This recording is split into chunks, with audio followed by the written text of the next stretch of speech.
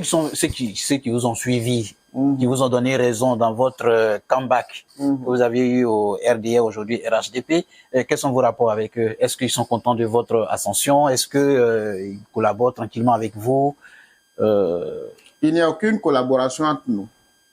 La seule collaboration que nous avons maintenant, c'est le lien à un parti politique auquel nous appartenons tous.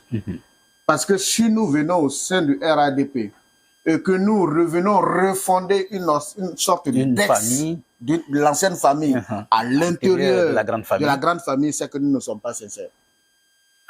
Ça, il faut se le dire clairement. Donc, les personnes avec lesquelles, vous savez, la politique, c'est un peu comme l'administration. Hein. Dans l'administration, il y a ceux avec qui vous partagez des relations professionnelles. Oui. Mais il y a ceux avec qui, à force de vous voir, vous finissez par être des amis. Voilà. Donc, la vie politique, c'est comme ça. Quand vous militez dans une organisation politique, il y a ceux que vous voyez aux réunions, il y a ceux que vous voyez aux meetings, mais il y a ceux avec qui vous finissez par être de vrais amis, des frères. Voilà, des frères. Donc, même quand vous enlevez le parti, mais vous demeurez des frères. Voilà. Votre quotidien devient commun. Voilà. Ceux-là, ce sont des frères. Voilà, des gens avec qui, si c'est une fête d'anniversaire, si c'est une confidence, on peut se les partager.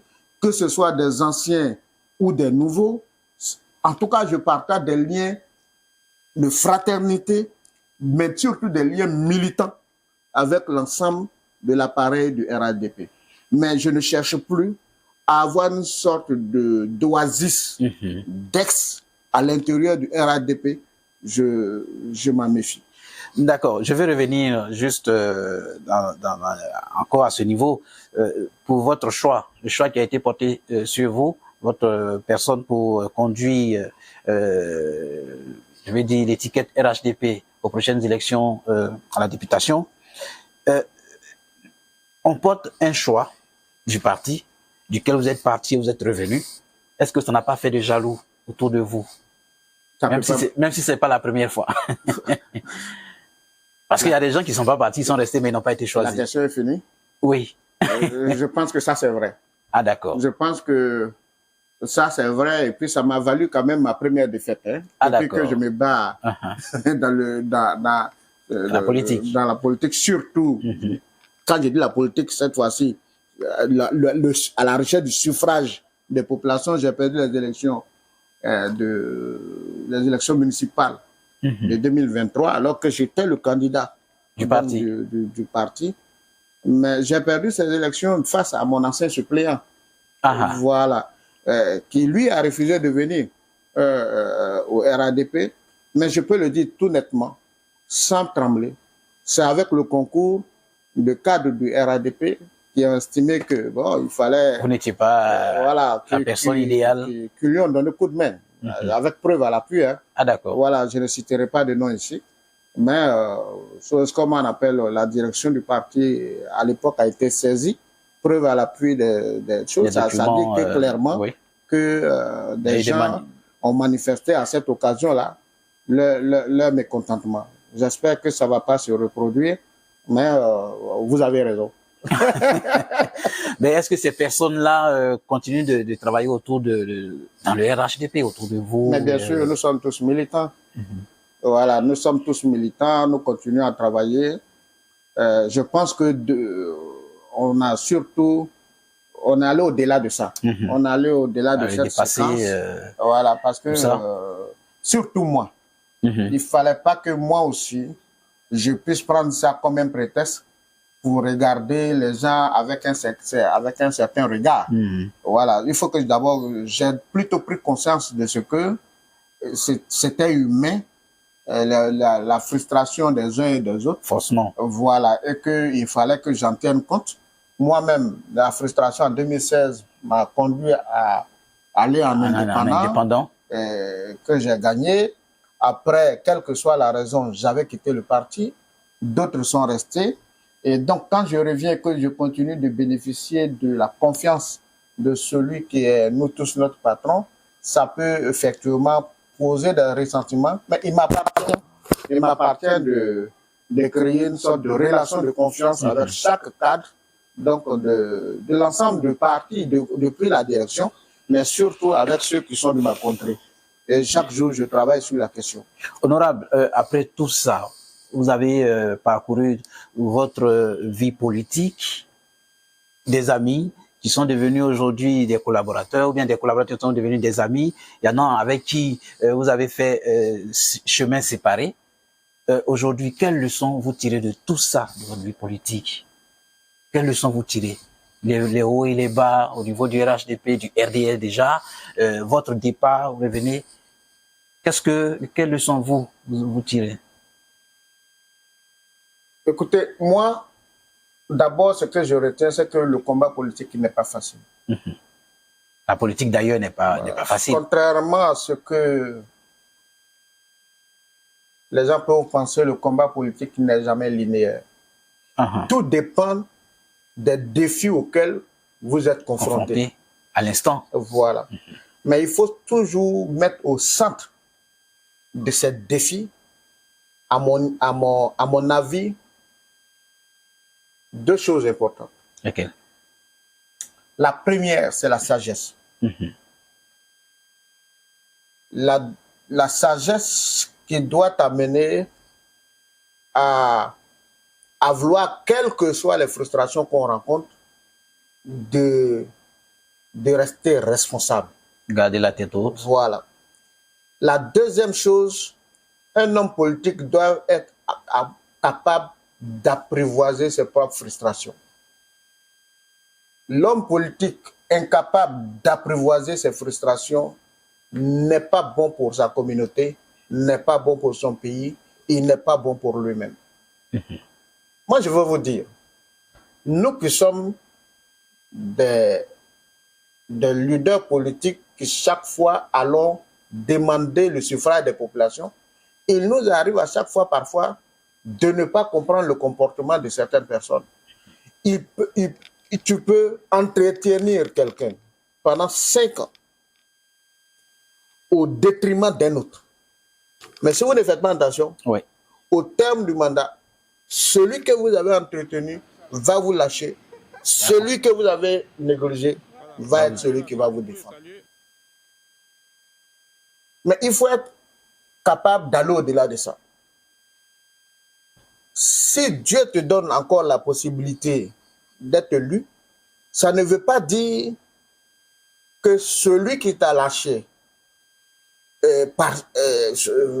alors que tu lui avais accordé ton attention, tu dois le brimer ou bien que tu dois le priver.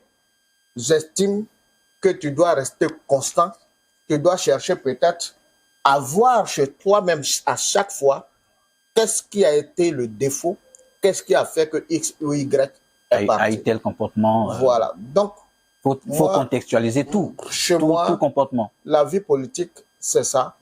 Il faut toujours être en mesure d'être au-dessus de ses propres frustrations.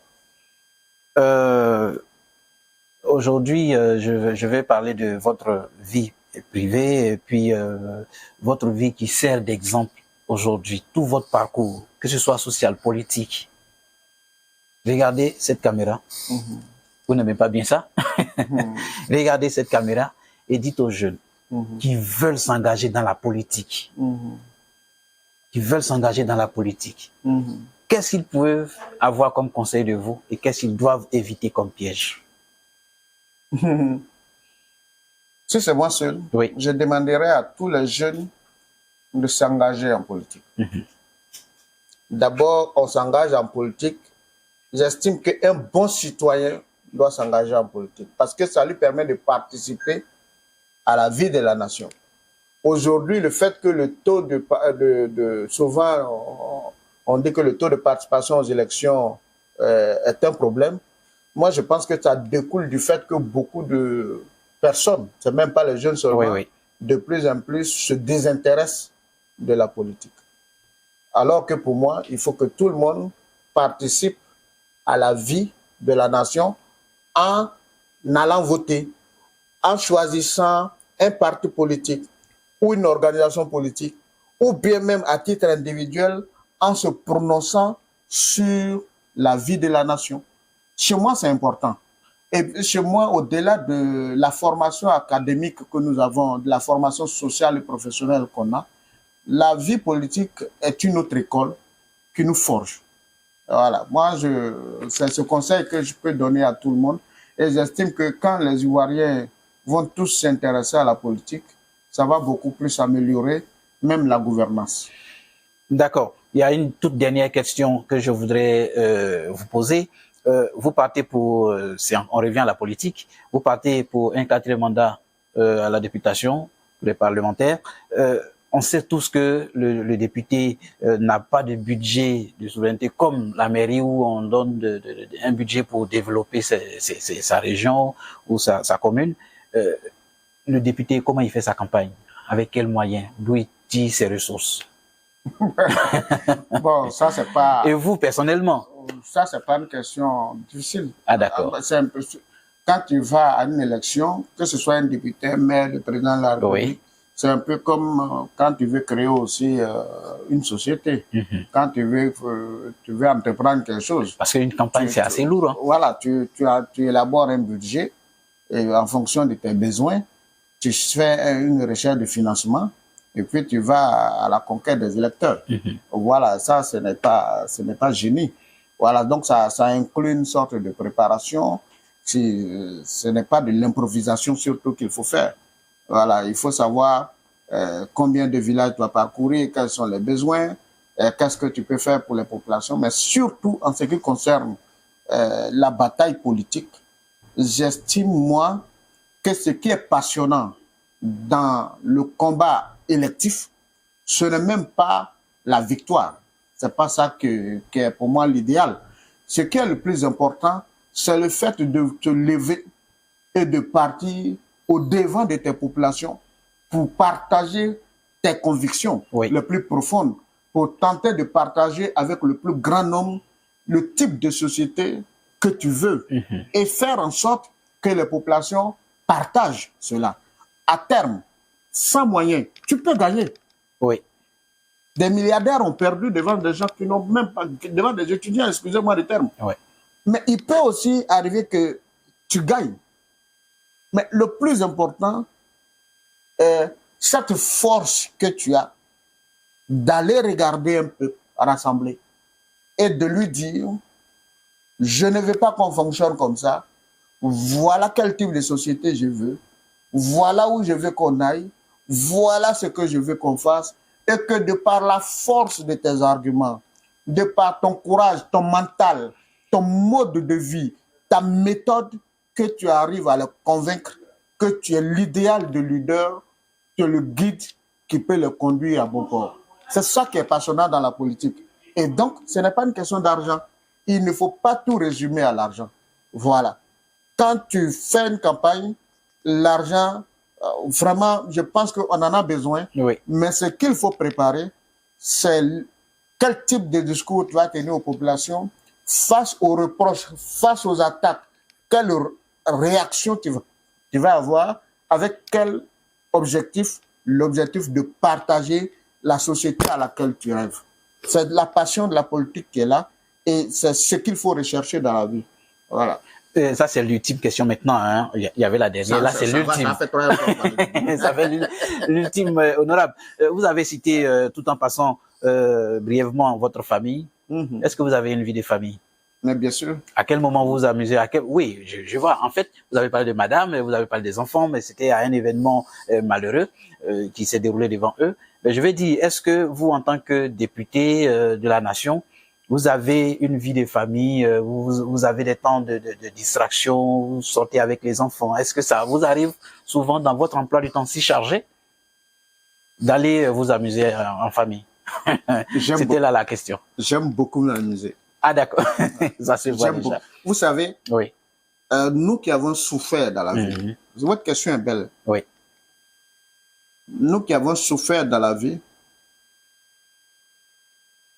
parfois les séquelles des défis sociaux, des défis existentiels font que quand quelqu'un vous rencontre, il va avoir le sentiment que vous n'êtes pas accueillant. Oui, c'est cela.